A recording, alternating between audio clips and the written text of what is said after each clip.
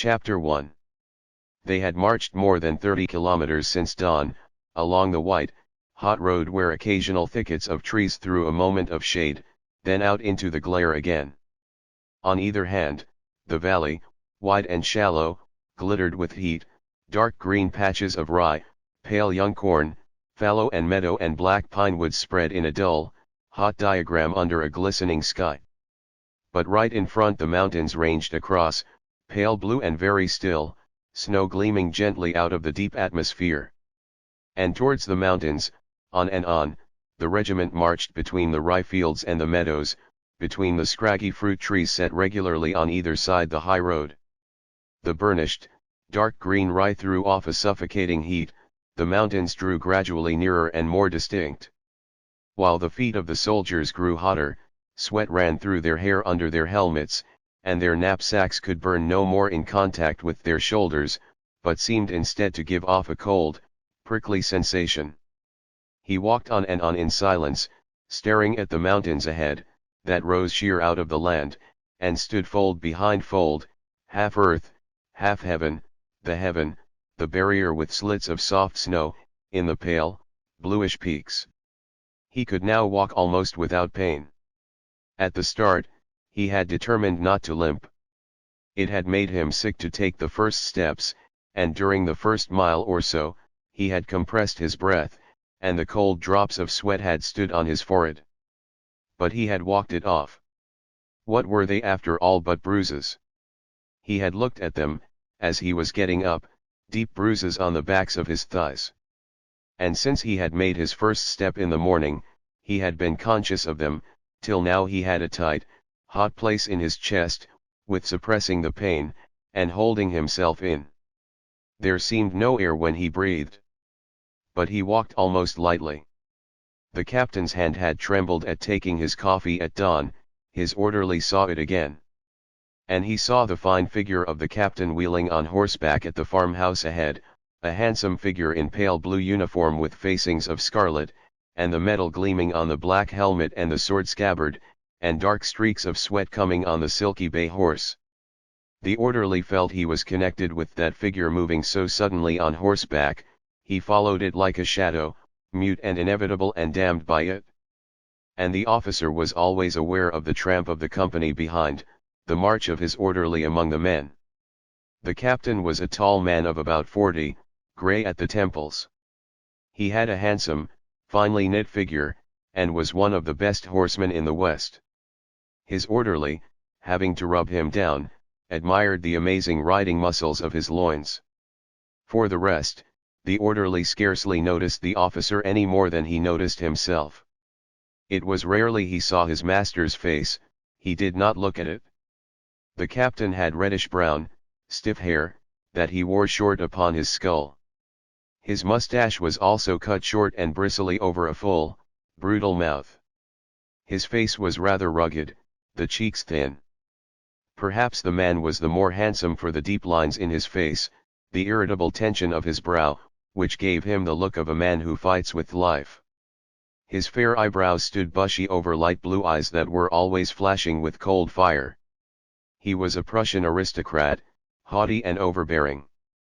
But his mother had been a Polish countess. Having made too many gambling debts when he was young, he had ruined his prospects in the army, and remained an infantry captain.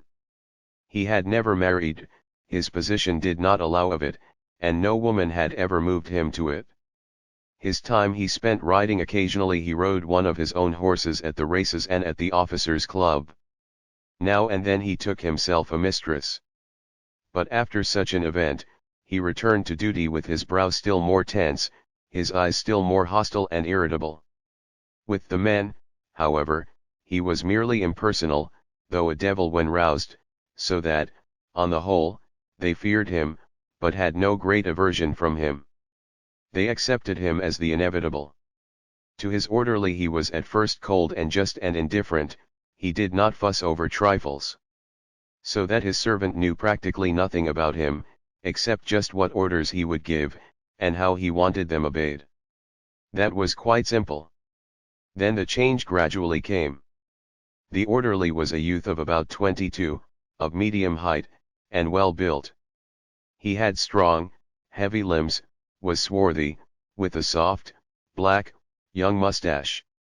There was something altogether warm and young about him. He had firmly marked eyebrows over dark, expressionless eyes, that seemed never to have thought, only to have received life direct through his senses, and acted straight from instinct. Gradually the officer had become aware of his servant's young, vigorous, unconscious presence about him. He could not get away from the sense of the youth's person, while he was in attendance. It was like a warm flame upon the older man's tense, rigid body, that had become almost unliving, fixed. There was something so free and self-contained about him, and something in the young fellow's movement, that made the officer aware of him. And this irritated the Prussian. He did not choose to be touched into life by his servant. He might easily have changed his man, but he did not. He now very rarely looked direct at his orderly, but kept his face averted, as if to avoid seeing him. And yet as the young soldier moved unthinking about the apartment, the elder watched him, and would notice the movement of his strong young shoulders under the blue cloth, the bend of his neck. And it irritated him to see the soldier's young, brown, shapely peasant's hand grasp the loaf or the wine bottle sent a flash of hate or of anger through the elder man's blood. It was not that the youth was clumsy, it was rather the blind, instinctive sureness of movement of an unhampered young animal that irritated the officer to such a degree. Once, when a bottle of wine had gone over, and the red gushed out onto the tablecloth, the officer had started up with an oath, and his eyes, bluey like fire, had held those of the confused youth for a moment. It was a shock for the young soldier. He felt something sink deeper, deeper into his soul, where nothing had ever gone before. It left him rather blank and wondering. Some of his natural completeness in himself was gone, a little uneasiness took its place. And from that time an undiscovered feeling had held between the two men. Henceforward the orderly was afraid of really meeting his master. His subconsciousness remembered those steely blue eyes and the harsh brows, and did not intend to meet them again. So he always stared past his master, and avoided him. Also, in a little anxiety, he waited for the 3 months to have gone, when his time would be up. He began to feel a constraint in the captain's presence, and the soldier even more than the officer wanted to be left alone, in his neutrality as servant. He had served the captain for more than a year, and knew his duty. This he performed easily, as if it were natural to him. The officer and his commands he took for granted, as he took the sun and the rain, and he served as a matter of course. It did not implicate him personally. But now if he were going to be forced into a personal interchange with his master he would be like a wild thing caught, he felt he must get away. But the influence of the young soldier's being had penetrated through the officer's stiffened discipline, and perturbed the man in him. He, however, was a gentleman, with long, fine hands and cultivated movements, and was not going to allow such a thing as the stirring of his innate self. He was a man of passionate temper, who had always kept himself suppressed. Occasionally there had been a duel, an outburst before the soldiers. He knew himself to be always on the point of breaking out. But he kept himself hard to the idea of the service. Whereas the young soldier seemed to live out his warm, full nature, to give it off in his very movements, which had a certain zest, such as wild animals have in free movement. And this irritated the officer more and more. In spite of himself, the captain could not regain his neutrality of feeling towards his orderly. Nor could he leave the man alone. In spite of himself, he watched him, gave him sharp orders, tried to take up as much of his time as possible. Sometimes he flew into a rage with the young soldier, and bullied him. Then the orderly shut himself off, as it were out of earshot, and waited, with sullen, flushed face, for the end of the noise. The words never pierced to his intelligence, he made himself, protectively, impervious to the feelings of his master. He had a scar on his left thumb, a deep seam going across the knuckle. The officer had long suffered from it, and wanted to do something to it. Still it was there, ugly and brutal on the young, brown hand. At last the captain's reserve gave way. One day, as the orderly was smoothing out the tablecloth, the officer pinned down his thumb with a pencil, asking, "How did you come by that?" The young man winced and drew back at attention. "A wood axe, Herr Hauptmann," he answered. The officer waited for further explanation. None came. The orderly went about his duties. The elder man was sullenly angry. His servant avoided him. And the next day he had to use all his willpower to avoid seeing the scarred thumb. He wanted to get hold of it, and a hot flame ran in his blood. He knew his servant would soon be free, and would be glad. As yet, the soldier had held himself off from the elder man. The captain grew madly irritable. He could not rest when the soldier was away, and when he was present, he glared at him with tormented eyes. He hated those fine, black brows over the unmeaning, dark eyes. He was infuriated by the free movement of the handsome limbs, which no military discipline could make stiff. And he became harsh and cruelly bullying, using contempt and satire. The young soldier only grew more mute and expressionless. "What cattle were you bred by, that you can't keep straight eyes? Look me in the eyes when I speak to you." And the soldier turned his dark eyes to the other's face, but there was no sight in them. He stared with the slightest possible cast, holding back his sight, perceiving the blue of his master's eyes, but receiving no look from them. And the elder man went pale, and his reddish eyebrows twitched. He gave his order, barrenly. Once he flung a heavy military glove into the young soldier's face. Then he had the satisfaction of seeing the black eyes flare up into his own, like a blaze when straw is thrown on a fire. And he had laughed with a little tremor and a sneer. But there were only 2 months more. The youth instinctively tried to keep himself intact. He tried to serve the officer as if the latter were an abstract authority and not a man. All his instinct was to avoid personal contact, even definite hate. But in spite of himself the hate grew, responsive to the officer's passion. However, he put it in the background. When he had left the army he could dare acknowledge it. By nature he was active, and had many friends. He thought what amazing good fellows they were. But, without knowing it, he was alone. Now this solitariness was intensified. It would carry him through his term. But the officer seemed to be going irritably insane, and the youth was deeply frightened. The soldier had a sweetheart, a girl from the mountains, independent and primitive. The two walked together, rather silently. He went with her, not to talk, but to have his arm round her, and for the physical contact. This eased him, made it easier for him to ignore the captain, for he could rest with her held fast against his chest. And she, in some unspoken fashion, was there for him. They loved each other. The captain perceived it, and was mad with irritation. He kept the young man engaged all the evenings long, and took pleasure in the dark look that came on his face. Occasionally, the eyes of the two men met, those of the younger sullen and dark, doggedly unalterable, those of the elder sneering with restless contempt. The officer tried hard not to admit the passion that had got hold of him.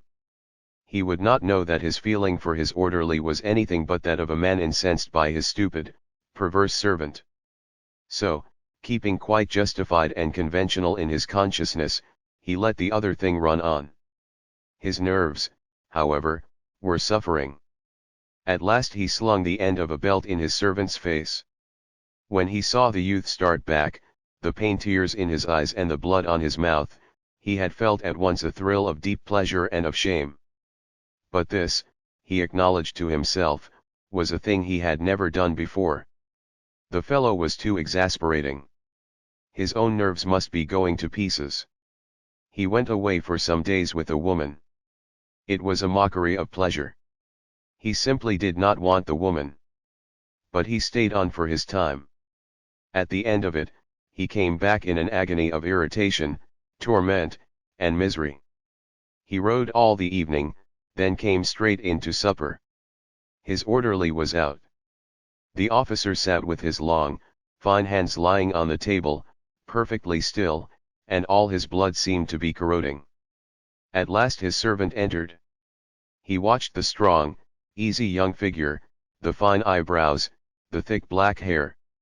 In a week's time the youth had got back his old well-being. The hands of the officer twitched and seemed to be full of mad flame. The young man stood at attention, unmoving, shut off. The meal went in silence. But the orderly seemed eager. He made a clatter with the dishes. "Are you in a hurry?" asked the officer, watching the intent, warm face of his servant. The other did not reply. "Will you answer my question?" said the captain. "Yes, sir," replied the orderly, standing with his pile of deep army plates.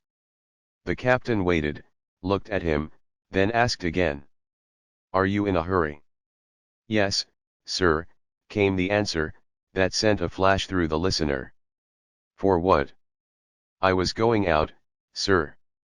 "I want you this evening." There was a moment's hesitation.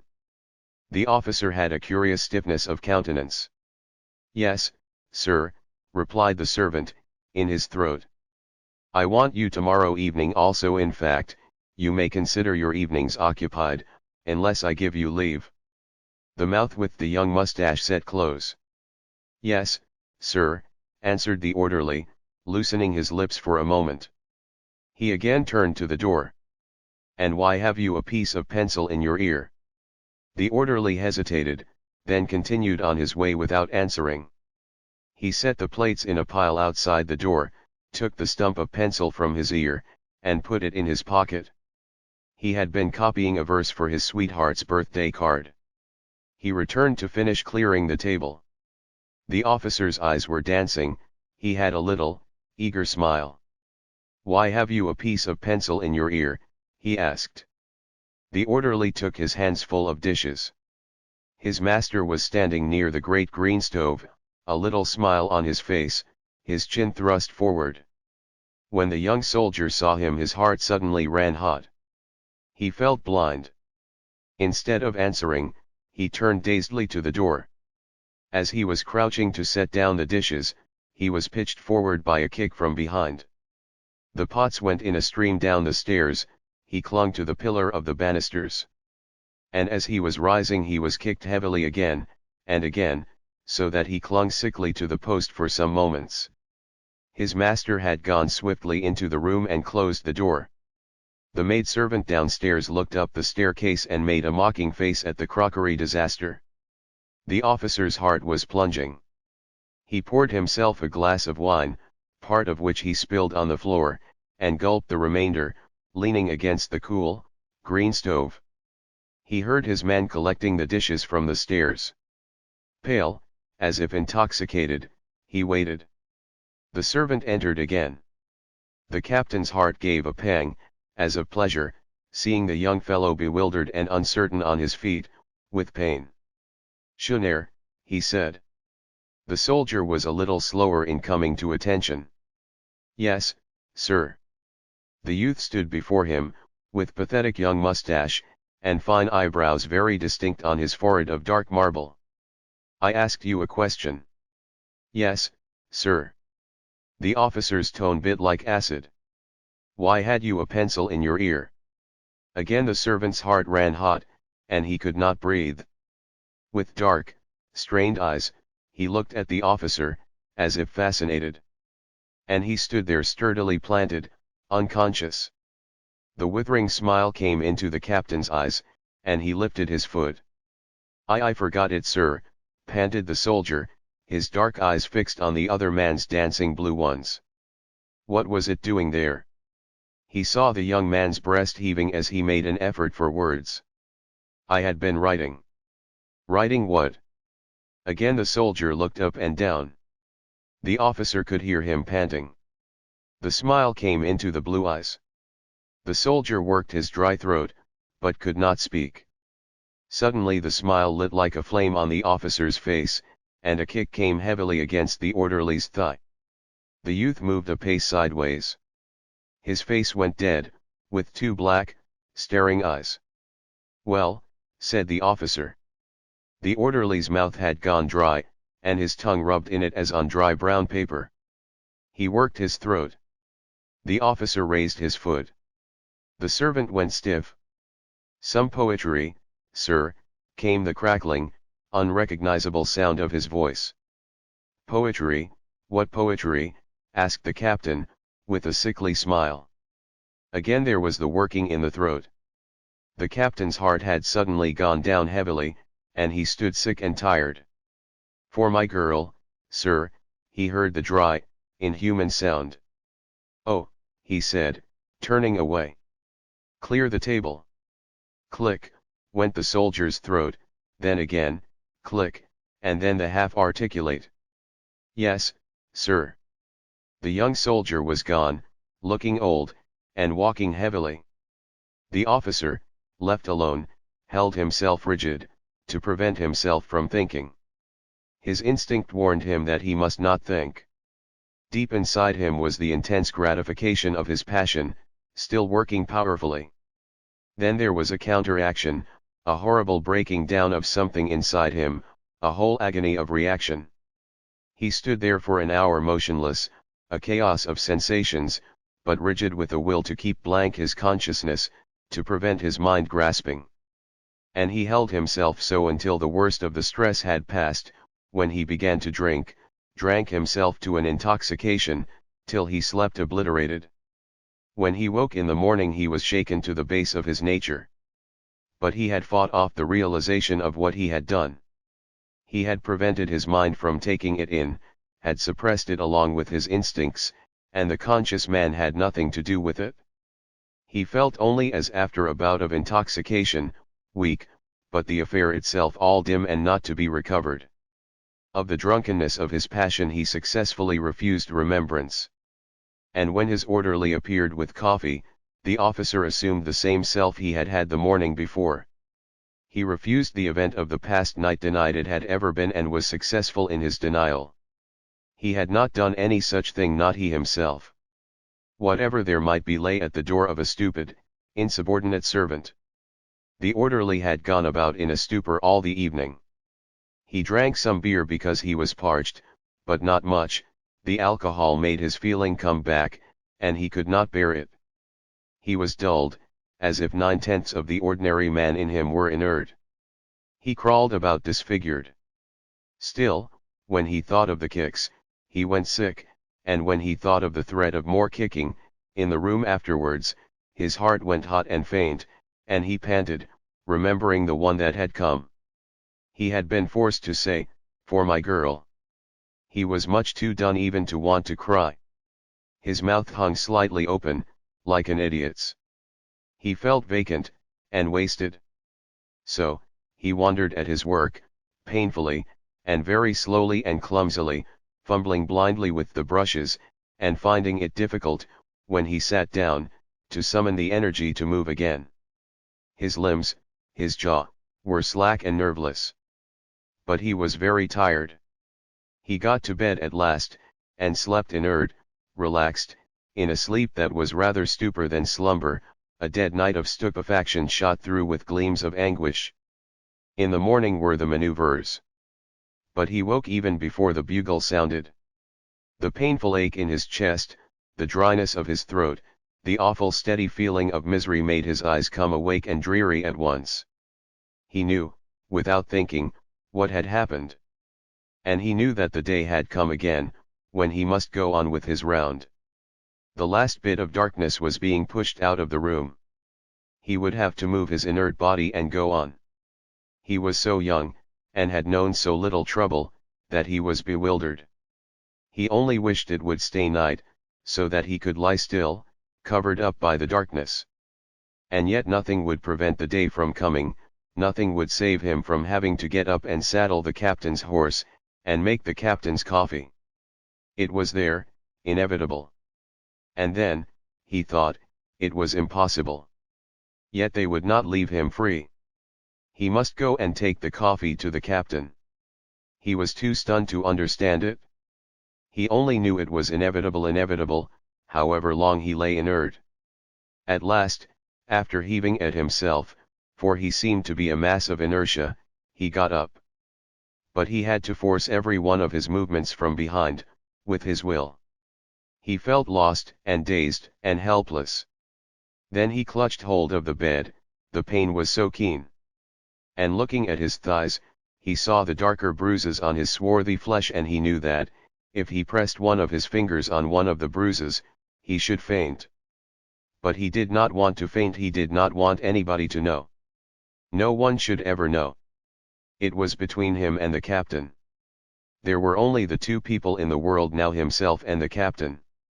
Slowly, economically, he got dressed and forced himself to walk. Everything was obscure, except just what he had his hands on. But he managed to get through his work. The very pain revived his dull senses. The worst remained yet. He took the tray and went up to the captain's room. The officer, pale and heavy, sat at the table. The orderly, as he saluted, felt himself put out of existence. He stood still for a moment, submitting to his own nullification, then he gathered himself, seemed to regain himself, and then the captain began to grow vague, unreal, and the younger soldier's heart beat up. He clung to this situation, that the captain did not exist so that he himself might live. But when he saw his officer's hand tremble as he took the coffee, he felt everything falling shattered. And he went away, feeling as if he himself were coming to pieces, disintegrated. And when the captain was there on horseback, giving orders, while he himself stood, with rifle and knapsack, sick with pain, he felt as if he must shut his eyes, as if he must shut his eyes on everything. It was only the long agony of marching with a parched throat that filled him with one single, sleep-heavy intention, to save himself. Chapter 2. He was getting used even to his parched throat. That the snowy peaks were radiant among the sky, that the whitey green glacier river twisted through its pale shoals, in the valley below, seemed almost supernatural. But he was going mad with fever and thirst. He plodded on uncomplaining. He did not want to speak, not to anybody. There were two gulls, like flakes of water and snow, over the river. The scent of green rye soaked in sunshine came like a sickness. And the march continued, monotonously, almost like a bad sleep. At the next farmhouse, which stood low and broad near the high road, tubs of water had been put out. The soldiers clustered round to drink. They took off their helmets, and the steam mounted from their wet hair. The captain sat on horseback, watching. He needed to see his orderly. His helmet threw a dark shadow over his light, fierce eyes, but his mustache and mouth and chin were distinct in the sunshine. The orderly must move under the presence of the figure of the horseman. It was not that he was afraid, or cowed. It was as if he was disemboweled, made empty, like an empty shell. He felt himself as nothing, a shadow creeping under the sunshine. And, thirsty as he was, he could scarcely drink, feeling the captain near him. He would not take off his helmet to wipe his wet hair. He wanted to stay in shadow, not to be forced into consciousness. Starting, he saw the light heel of the officer prick the belly of the horse, the captain cantered away, and he himself could relapse into vacancy. Nothing, however, could give him back his living place in the hot, bright morning. He felt like a gap among it all. Whereas the captain was prouder, overriding. A hot flash went through the young servant's body. The captain was firmer and prouder with life, he himself was empty as a shadow. Again the flash went through him, dazing him out. But his heart ran a little firmer. The company turned up the hill, to make a loop for the return. Below, from among the trees, the farm bell clanged. He saw the laborers, mowing barefoot at the thick grass, leave off their work and go downhill, their scythes hanging over their shoulders, like long, bright claws curving down behind them. They seemed like dream people, as if they had no relation to himself. He felt as in a blackish dream, as if all the other things were there and had form, but he himself was only a consciousness, a gap that could think and perceive. The soldiers were tramping silently up the glaring hillside. Gradually his head began to revolve, slowly, rhythmically. Sometimes it was dark before his eyes, as if he saw this world through a smoked glass, frail shadows and unreal. It gave him a pain in his head to walk. The air was too scented, it gave no breath. All the lush green stuff seemed to be issuing its sap, till the air was deathly, sickly with the smell of greenness. There was the perfume of clover, like pure honey and bees. Then there grew a faint acrid tang. They were near the beeches, and then a queer clattering noise, and a suffocating, hideous smell. They were passing a flock of sheep, a shepherd in a black smock, holding his crook. Why should the sheep huddle together under this fierce sun? He felt that the shepherd would not see him, though he could see the shepherd. At last there was the halt. They stacked rifles in a conical stack, put down their kit in a scattered circle around it, and dispersed a little, sitting on a small knoll high on the hillside. The chatter began. The soldiers were steaming with heat, but were lively. He sat still, seeing the blue mountains rising upon the land, 20 kilometers away. There was a blue fold in the ranges, then out of that, at the foot, the broad, pale bed of the river, stretches of whitey green water between pinkish grey shoals among the dark pine woods. There it was, spread out a long way off. And it seemed to come downhill, the river. There was a raft being steered, a mile away. It was a strange country. Nearer, a red-roofed, broad farm with white base and square dots of windows crouched beside the wall of beech foliage on the wood's edge. There were long strips of rye and clover and pale green corn. And just at his feet, below the knoll, was a darkish bog, where globe flowers stood breathless still on their slim stalks. And some of the pale gold bubbles were burst, and a broken fragment hung in the air. He thought he was going to sleep. Suddenly something moved into this colored mirage before his eyes. The captain, a small, light blue and scarlet figure, was trotting evenly between the strips of corn, along the level brow of the hill. And the man making flag signals was coming on. Proud and sure moved the horseman's figure, the quick, bright thing, in which was concentrated all the light of this morning, which for the rest lay a fragile, shining shadow. Submissive, apathetic, the young soldier sat and stared. But as the horse slowed to a walk, coming up the last steep path, the great flash flared over the body and soul of the orderly. He sat waiting. The back of his head felt as if it were weighted with a heavy piece of fire. He did not want to eat. His hands trembled slightly as he moved them. Meanwhile the officer on horseback was approaching slowly and proudly. The tension grew in the orderly's soul. Then again, seeing the captain ease himself on the saddle, the flash blazed through him.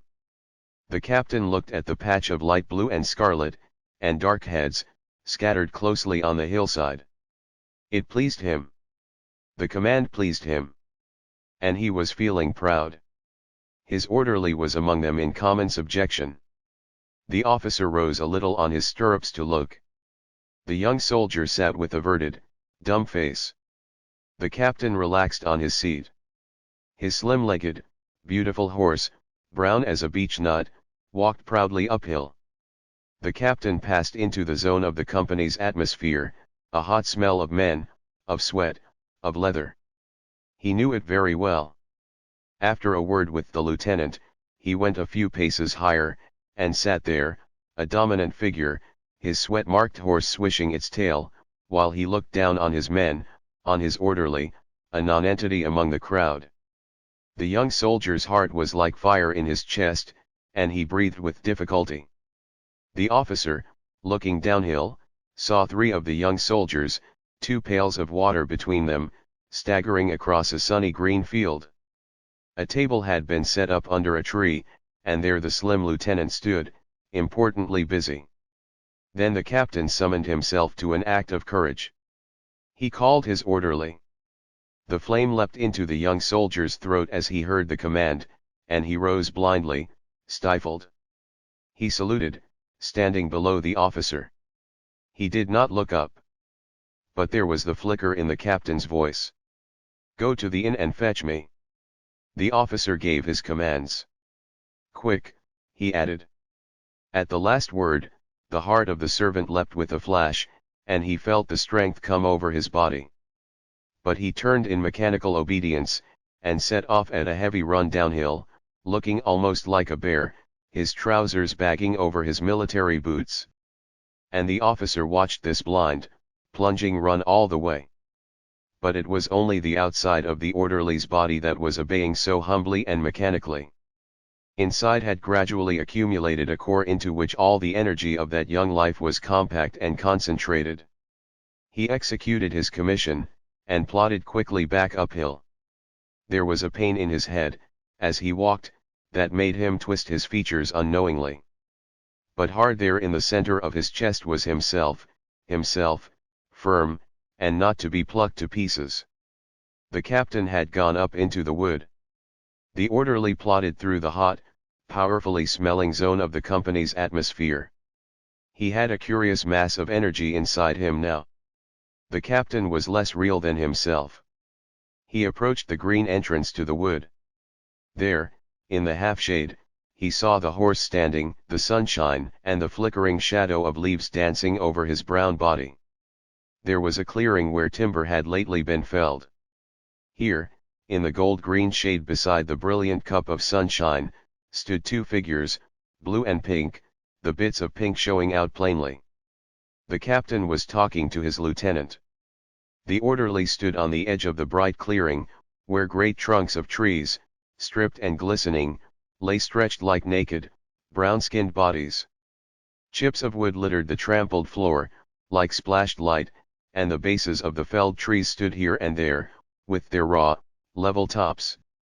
Beyond was the brilliant, sunlit green of a beach. "Then I will ride forward," the orderly heard his captain say. The lieutenant saluted and strode away. He himself went forward. A hot flash passed through his belly, as he tramped towards his officer. The captain watched the rather heavy figure of the young soldier stumble forward, and his veins, too, ran hot. This was to be man-to-man between them. He yielded before the solid, stumbling figure with bent head. The orderly stooped and put the food on a level sawn tree base. The captain watched the glistening, sun-inflamed, naked hands. He wanted to speak to the young soldier, but could not. The servant propped a bottle against his thigh, pressed open the cork, and poured out the beer into the mug. He kept his head bent. The captain accepted the mug. "Hot," he said, as if amiably. The flame sprang out of the orderly's heart, nearly suffocating him. "Yes, sir," he replied, between shut teeth. And he heard the sound of the captain's drinking, and he clenched his fists, such a strong torment came into his wrists. Then came the faint clang of the closing pot lid. He looked up. The captain was watching him. He glanced swiftly away. Then he saw the officer stoop and take a piece of bread from the tree base. Again the flash of flame went through the young soldier, seeing the stiff body stoop beneath him, and his hands jerked. He looked away. He could feel the officer was nervous. The bread fell as it was being broken. The officer ate the other piece. The two men stood tense and still, the master laboriously chewing his bread, the servant staring with averted face, his fist clenched. Then the young soldier started. The officer had pressed open the lid of the mug again. The orderly watched the lid of the mug, and the white hand that clenched the handle, as if he were fascinated. It was raised. The youth followed it with his eyes. And then he saw the thin, strong throat of the elder man moving up and down as he drank, the strong jaw working. And the instinct which had been jerking at the young man's wrist suddenly jerked free. He jumped, feeling as if it were rent in two by a strong flame. The spur of the officer caught in a tree root, he went down backwards with a crash, the middle of his back thudding sickeningly against a sharp-edged tree base, the pot flying away. And in a second the orderly, with serious, earnest young face, and underlip between his teeth, had got his knee in the officer's chest and was pressing the chin backward over the farther edge of the tree stump, pressing, with all his heart behind in a passion of relief, the tension of his wrists exquisite with relief. and with the base of his palms he shoved at the chin, with all his might. And it was pleasant, too, to have that chin, that hard jaw already slightly rough with beard, in his hands. He did not relax one hair's breadth, but, all the force of all his blood exulting in his thrust, he shoved back the head of the other man, till there was a little cluck and a crunching sensation. Then he felt as if his head went to vapor. Heavy convulsions shook the body of the officer, frightening and horrifying the young soldier. Yet it pleased him, too, to repress them. It pleased him to keep his hands pressing back the chin, to feel the chest of the other man yield in expiration to the weight of his strong, young knees, to feel the hard twitchings of the prostrate body jerking his own whole frame, which was pressed down on it. But it went still. He could look into the nostrils of the other man, the eyes he could scarcely see. How curiously the mouth was pushed out, exaggerating the full lips, and the mustache bristling up from them. Then, with a start, he noticed the nostrils gradually filled with blood. The red brimmed, hesitated, ran over, and went in a thin trickle down the face to the eyes. It shocked and distressed him. Slowly, he got up. The body twitched and sprawled there, inert. He stood and looked at it in silence. It was a pity it was broken. It represented more than the thing which had kicked and bullied him. He was afraid to look at the eyes. They were hideous now, only the whites showing, and the blood running to them. The face of the orderly was drawn with horror at the sight. Well, it was so. In his heart he was satisfied. He had hated the face of the captain. It was extinguished now. There was a heavy relief in the orderly's soul. That was as it should be. But he could not bear to see the long, military body lying broken over the tree base, the fine fingers crisped. He wanted to hide it away. Quickly, busily, he gathered it up and pushed it under the felled tree trunks, which rested their beautiful, smooth length either end on logs. The face was horrible with blood. He covered it with the helmet. Then he pushed the limbs straight and decent, and brushed the dead leaves off the fine cloth of the uniform. So, it lay quite still in the shadow under there. A little strip of sunshine ran along the breast, from a chink between the logs. The orderly sat by it for a few moments. Here his own life also ended. Then, through his daze, he heard the lieutenant, in a loud voice, explaining to the men outside the wood, that they were to suppose the bridge on the river below was held by the enemy. Now they were to march to the attack in such and such a manner. The lieutenant had no gift of expression. The orderly, listening from habit, got muddled.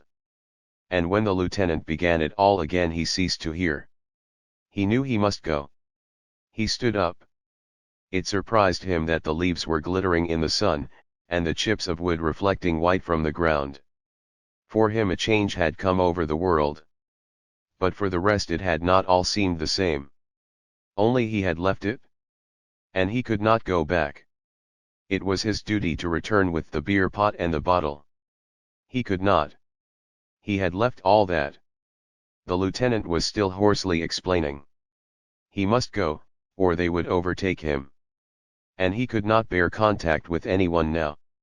He drew his fingers over his eyes, trying to find out where he was. Then he turned away. He saw the horse standing in the path. He went up to it and mounted. It hurt him to sit in the saddle. The pain of keeping his seat occupied him as they cantered through the wood. He would not have minded anything, but he could not get away from the sense of being divided from the others. The path led out of the trees. On the edge of the wood he pulled up and stood watching. There in the spacious sunshine of the valley soldiers were moving in a little swarm. Every now and then, a man harrowing on a strip of fallow shouted to his oxen, at the turn. The village and the white-towered church was small in the sunshine. And he no longer belonged to it. He sat there, beyond, like a man outside in the dark. He had gone out from everyday life into the unknown, and he could not, he even did not want to go back. Turning from the sun-blazing valley, he rode deep into the wood. Tree trunks, like people standing grey and still, took no notice as he went. A doe, herself a moving bit of sunshine and shadow, went running through the flecked shade. There were bright green rents in the foliage. Then it was all pine wood, dark and cool. And he was sick with pain, he had an intolerable great pulse in his head, and he was sick. He had never been ill in his life. He felt lost, quite dazed with all this. Trying to get down from the horse, he fell, astonished at the pain and his lack of balance. The horse shifted uneasily. He jerked its bridle and sent it cantering jerkily away. It was his last connection with the rest of things. But he only wanted to lie down and not be disturbed. Stumbling through the trees, he came on a quiet place where beeches and pine trees grew on a slope. Immediately he had lain down and closed his eyes, his consciousness went racing on without him. A big pulse of sickness beat in him as if it throbbed through the whole earth. He was burning with dry heat. But he was too busy, too tearingly active in the incoherent race of delirium to observe. Chapter 3. He came to with a start. His mouth was dry and hard, his heart beat heavily, but he had not the energy to get up. His heart beat heavily. Where was he? The barracks at home. There was something knocking. And, making an effort, he looked round trees, and litter of greenery, and reddish, bright, still pieces of sunshine on the floor. He did not believe he was himself, he did not believe what he saw. Something was knocking. He made a struggle towards consciousness, but relapsed. Then he struggled again. And gradually his surroundings fell into relationship with himself. He knew, and a great pang of fear went through his heart. Somebody was knocking. He could see the heavy, black rags of a fir tree overhead. Then everything went black. Yet he did not believe he had closed his eyes. He had not. Out of the blackness sight slowly emerged again. And someone was knocking. Quickly, he saw the blood-disfigured face of his captain, which he hated. And he held himself still with horror. Yet, deep inside him, he knew that it was so, the captain should be dead. But the physical delirium got hold of him. Someone was knocking. He lay perfectly still, as if dead, with fear. And he went unconscious. When he opened his eyes again, he started, seeing something creeping swiftly up a tree trunk. It was a little bird. And the bird was whistling overhead. Tap tap tap, it was the small, quick bird rapping the tree trunk with its beak, as if its head were a little round hammer. He watched it curiously. It shifted sharply, in its creeping fashion. Then, like a mouse, it slid down the bare trunk. Its swift creeping sent a flash of revulsion through him. He raised his head. It felt a great weight.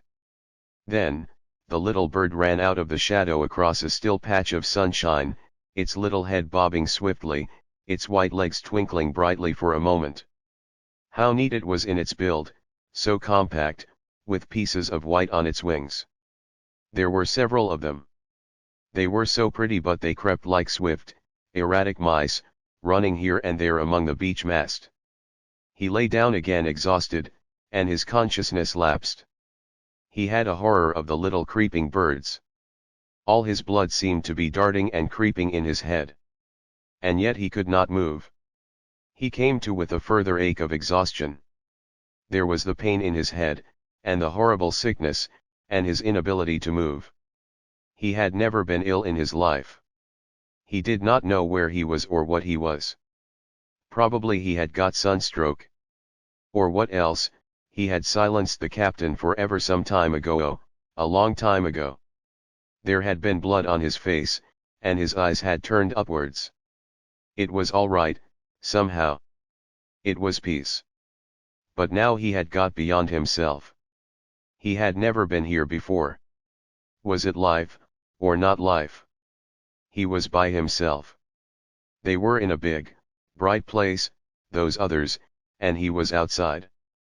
The town, all the country, a big bright place of light, and he was outside, here, in the darkened open beyond, where each thing existed alone.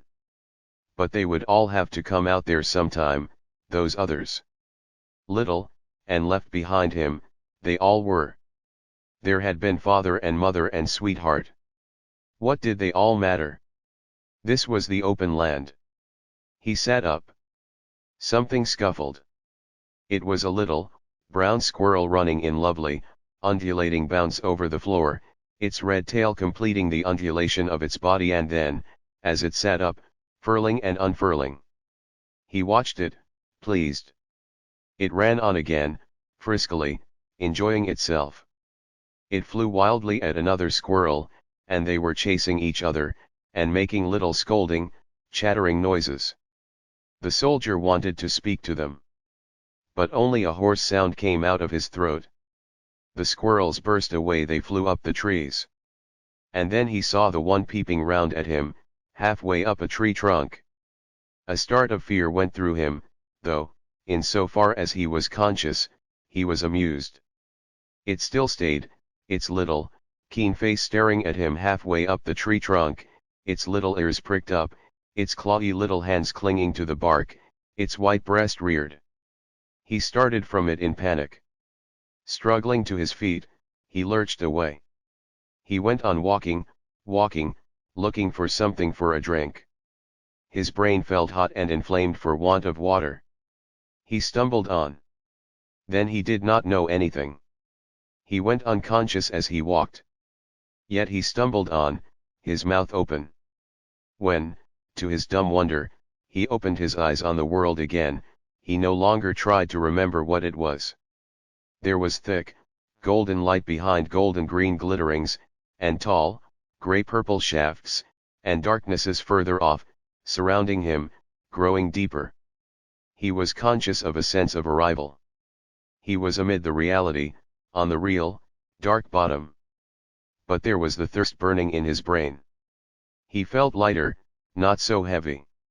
He supposed it was newness. The air was muttering with thunder.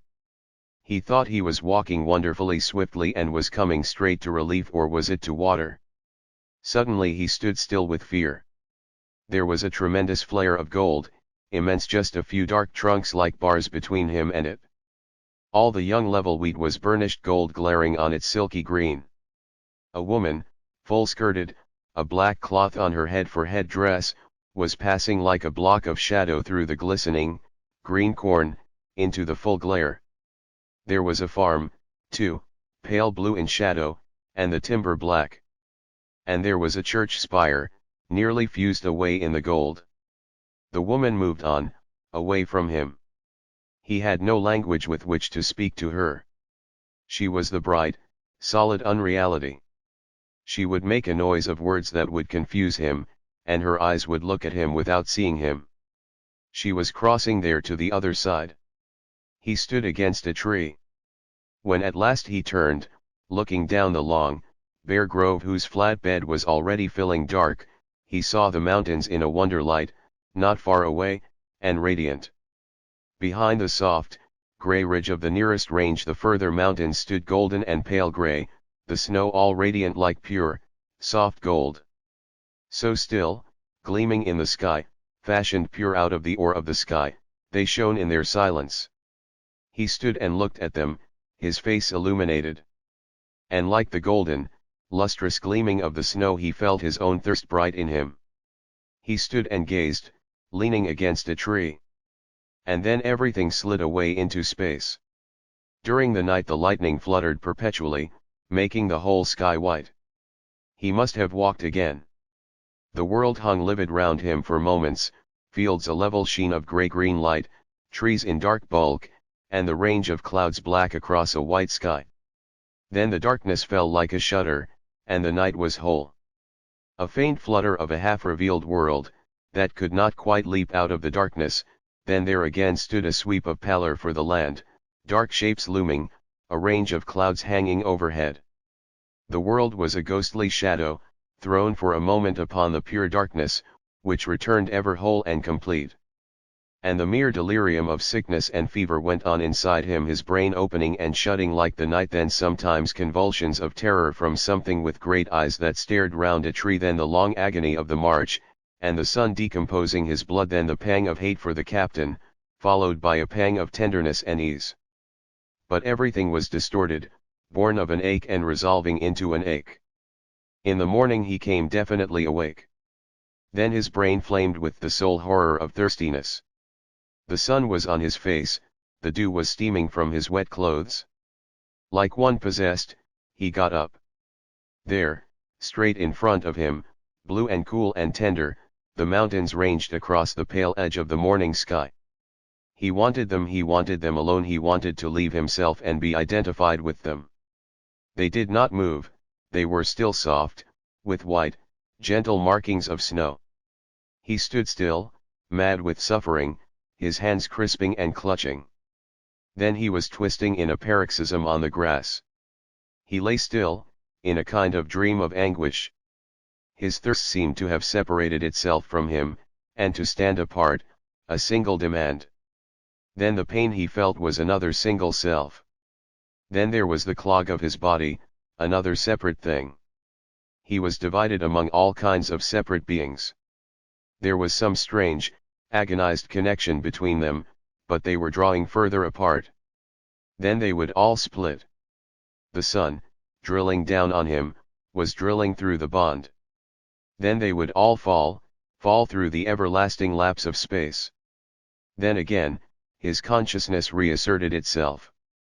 He roused onto his elbow and stared at the gleaming mountains. There they ranked, all still and wonderful between earth and heaven. He stared till his eyes went black, and the mountains, as they stood in their beauty, so clean and cool, seemed to have it, that which was lost in him. Chapter 4. When the soldiers found him, 3 hours later, he was lying with his face over his arm, his black hair giving off heat under the sun. But he was still alive. Seeing the open, black mouth the young soldiers dropped him in horror. He died in the hospital at night, without having seen again. The doctors saw the bruises on his legs, behind, and were silent. The bodies of the two men lay together, side by side, in the mortuary, the one white and slender, but laid rigidly at rest, the other looking as if every moment it must rouse into life again, so young and unused, from a slumber.